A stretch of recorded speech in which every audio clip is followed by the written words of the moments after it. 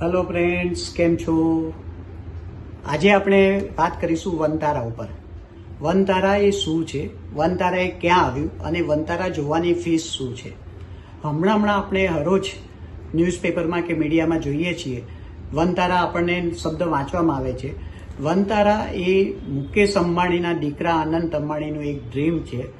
Vantara recently આપણા પ્રધાનમંત્રી શ્રી નરેન્દ્રભાઈ મોદીના હસ્તે ઉદ્ઘાટન કરવામાં આવ્યું. વનતારા એટલે 2.5 કરોડથી વધારે વૃક્ષોની દુનિયા. વનતારા એટલે વન્યજીવોની અદ્ભુત દુનિયા.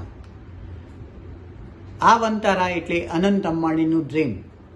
આ વનતારા એટલે વન્યજીવો માટેનું આધુનિક સારવાર કેન્દ્ર. આ વનતારા એટલે એક પ્રાણી સંગ્રહાલય છે, પરંતુ આધુનિક સારવાર કેન્દ્ર પહેલું છે. આજે ભારતભરની અંદર આવેલા દરેક પ્રાણી સંગ્રહાલયમાં મોટામાં મોટું પ્રાણી સંગ્રહાલય આ છે.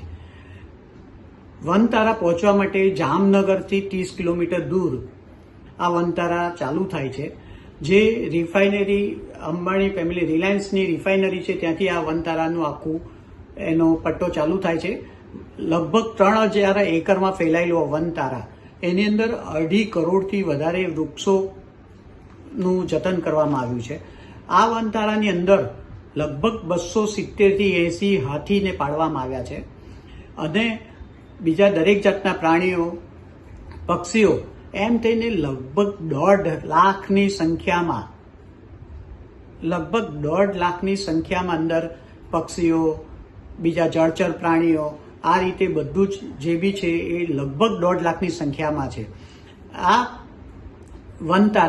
આ વનતારા એટલે રિલાયન્સ ફાઉન્ડેશન અને રિલાયન્સ ઇન્ડસ્ટ્રીઝ દ્વારા આને ચલાવવામાં આવી રહ્યું છે. હજુ હમણાં આ વનતારા સામાન્ય માણસ એટલે કે આપણા તમારા મારા જેવા માણસો માટે હજી એની એન્ટ્રી ચાલુ નથી થઈ, સામાન્ય માણસ માટે. એટલે હમણાં પૂરતું તો વનતારા જોવાનો વિચાર આપણો નહીં થઈ શકે, પણ તેજસભાઈનો વિડીયો જોઈ અને તમે આનંદ માણી શકશો.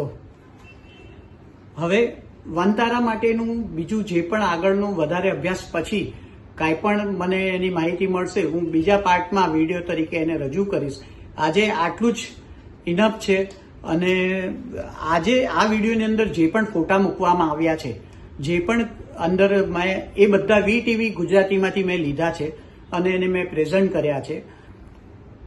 એટલે VTV ગુજરાતીનો હું આભાર માનું છું. આ વિડીયો જો તમને મારો ગમતા હોય, મારા વિડીયો જે પણ હું મૂકું છું તમને ગમતા હોય તો પ્લીઝ લાઇક કરજો, સબસ્ક્રાઇબ કરજો. ચાલો તો મળીએ નવા સબ્જેક્ટ સાથે, વહેલા જલ્દીથી મળીશું. જય જિનેન્દ્ર, જય ભારત.